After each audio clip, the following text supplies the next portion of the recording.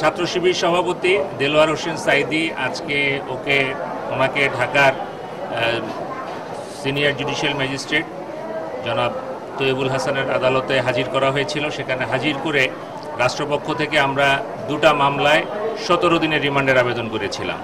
আজকে আমরা জানতে পেরেছি আসামি পক্ষের আইনজীবীর কাছ থেকে যে মেট্রোপলিটন এলাকার বিভিন্ন থানার মামলায় বিভিন্ন ঘটনায় টোটাল 45 দিনের রিমান্ড শেষে আজকে তাকে আদালতে হাজির করা হয়। টোটাল 45 দিনের রিমান্ড শেষে আজকে তাকে আদালতে হাজির করা হয় এবং আদালতে হাজির করার পরে আসামি পক্ষ থেকে একটা আবেদন করা হয় যে আসামি অসুস্থ, সেহেতু সুস্থতা সাপেক্ষে রিমান্ডের শুনানিটা করা হোক। তো বিজ্ঞ ম্যাজিস্ট্রেট ওই আবেদনটা মঞ্জুর করেছেন এবং আগামী 28 তারিখ এই রিমান্ড শুনানির জন্য দিন ধার্য করেছেন এবং একই সঙ্গে আসামি সুস্থ কি অসুস্থ সে সম্পর্কে রিপোর্ট দেওয়ার জন্য কারা কর্তৃপক্ষকে নির্দেশ দিয়েছেন।